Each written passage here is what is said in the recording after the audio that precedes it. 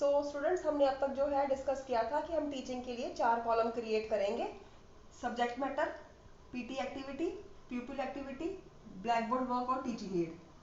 जो भी subject matter आपकी बुक्स में जो आप पढ़ रहे हो, उसी टेक्निकल लैंग्वेज में जिसको हम शॉर्ट में इस कॉलम में लिखेंगे, जिसको हम नाम देते हैं सब्जेक्ट मैटर। बहुत ज़्यादा इलेबोरेटिव वे में नहीं लिखना, बट लैंग्वेज जो है हमारी टेक्निकल चलेगी। पीटी एक्टिविटी, अब लाइक आप बच्चे से क्वेश्चन पूछ रहे हो, बच्चे को कोई एग्जाम्पल दे रहे हो, समझा रहे हो, तो वो किस में आएगा? पीटी एक्टिविटी में। लाइक आपने बच्चे से पूछा, फ्रिक्शन को आपने इंट्रोड्यूस करना था, तो आपने बच्चे से बोला कि सपोज हम जैसे चलते हैं, हमारे पैर के नीचे केले का छिलका आ जाता है, तो हम क्यों गिर जाते हैं? Why do we slip? तो अब बच्चा जो है वो कहेगा मैम हम स्लिप कर गए। हम स्लिप क्यों कर गए? क्या चीज़ कम हुई? ठीक है, तो यहाँ पे आपने जो बच्चे को एक्टिविटी क्वेश्चन में पूछा, बच्चे यहाँ पे वो क्वेश्चन आपने लिखना है, वो what is that is your activity you are conducting in the class. This can be done by showing picture कि why what is the difference between these two pictures. One the person is walking normally, in other he is falling down because of the banana peel, right? तो आप उसमें आप कोई भी activity भी ले सकते हो, सिंपल एक्सप्रेशन भी ले सकते हो, क्वेश्चन फॉर्म में पूछ सकते हो। तो ये यहाँ पर जो भी आपके क्वेश्चन है कि विद्यार्थी अध्यापिका अगर हिंदी में लिख रहे हो, ये दिखा के पूछेगी ऐसा क्यों हुआ, तो एक्टिविटी में आप इसमें ले सकते हो। तो ये आपका आ गया और उस क्वेश्चन का आंसर जो बच्चा दे रहा है वो आपका प्यूपिल एक्टिविटी में उसके सामने स्ट्रेट पैरेलल चलेगा। अगर ये आपकी एक्टिविटी है तो यहाँ पर उसका आंसर आएगा, और सपोज बीच में कोई गैप आप दे रहे हैं सब्जेक्ट मैटर में, तो ये चीज़ें जो है वो पैरेलल चलेंगी। और जैसे बच्चे ने आपको रिस्पॉन्स दिया, आपने उस टॉपिक को फिर पैरेलल ही ब्लैक बोर्ड पे लिख दिया,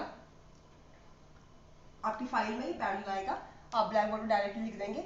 अब यहाँ पर फ्रिक्शन की डेफिनेशन थी बहुत टेक्निकल, प्रॉपर आपकी बहुत इलेबोरेटिव सी। यहाँ पे आपने फ्यू वर्ड्स में लिखना है just to clear the concept, ताकि बच्चे उसको अपनी फाइल में लिख सके। उसके बाद आपने सपोज फ्रिक्शन के बाद क्या पढ़ाया? स्टैटिक टाइप्स पढ़नी शुरू कर दी। लाइक फर्स्ट आपने पढ़ाया स्टैटिक फ्रिक्शन। अब आपने डेफिनेशन और एक टाइप के बाद सपोज आपको ही लगता है कि आप कुछ क्वेश्चन पूछना चाहते हो क्लास में, ताकि आप बच्चों को एक तो अटेंटिव रख सको और देखो कि क्या उनको समझ में आया कि नहीं आया। तो बीच में आप कुछ questions, okay let us check कि व्हाट यू हैव स्टडीड, है ना? तो बीच में इन बिटवीन, अभी क्लास का मिड टाइम चल रहा है, जब टॉपिक आप पूरा खत्म नहीं हुआ, तो आपने बच्चों की इस टाइम क्या किया? आपने उनकी सेक्शनल रिकैपिटुलेशन शुरू करवा दी। What is sectional? जब हम खंडों में दोहराई करवाते हैं, तो आपका ये अपने पार्ट बना ली दोहराई के। तो रिकैपिटुलेशन इज दोहराई और सेक्शनल इज इन पार्ट्स। तो अब यहाँ पे आपने लेट सपोज 2-3 क्वेश्चन पूछ लिए जो आपने टॉपिक ऊपर पढ़ा के हटे हैं, तो ये आपका आ गया सेक्शनल रिकैपिटुलेशन। इसको आप फाइल में सॉरी इसको आप फाइल में किसी भी कॉलम के ऊपर जो है कोई भी कलर पीस ऑफ पेपर लेके चिपकाएंगे, because this is irrespective of any column. ये आपका पूरा ब्रॉड आ जाएगा। और उसके बाद आपने फिर देखा बच्चों का रिस्पॉन्स आ गया, फिर आप नेक्स्ट टॉपिक को शिफ्ट कर गए, दैट इज स्लाइडिंग फ्रिक्शन पढ़ाया बच्चे को, रोलिंग फ्रिक्शन पढ़ाया। फिर आप उसके बाद friction as an essential evil, आप बुक्स में हेडिंग आप देखते हैं, तो ये आप पढ़ा सकते हो। उसके बाद लास्ट में और टॉपिक आपने कंक्लूड कर दिया।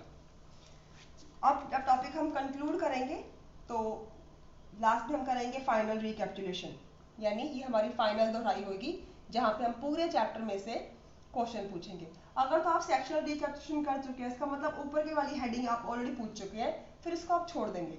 फिर बस निचले पॉइंट, जो पॉइंट आपने सेक्शन के बाद कवर किए हैं, उसकी आप फाइनल में रिकैपिटुलेशन कर सकते हैं। और सेक्शनल रिकैपिटुलेशन कोई एसेंशियल स्टेप नहीं है, इसको आप स्किप भी कर सकते हैं। आप सब कुछ पढ़ा के लास्ट में भी रिकैपिटुलेशन कर सकते हैं।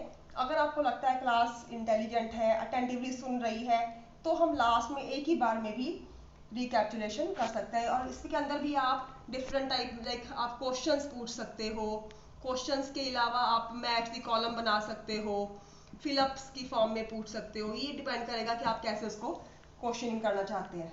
देन लास्ट में आप देंगे बच्चों को होमवर्क। कोशिश करो होमवर्क में कोई डायग्राम हो या कोई ऐसी कि make list from the daily life examples, कुछ क्रिएटिव होमवर्क, ताकि बच्चे जो हैं अपनी बुक से हटके, और आपने एग्जांपल भी दे रहे हैं, that example that have not been discussed in the books, ताकि बच्चों की अपनी जो है क्रिएटिविटी को हम इंट्रोड्यूस कर पाए।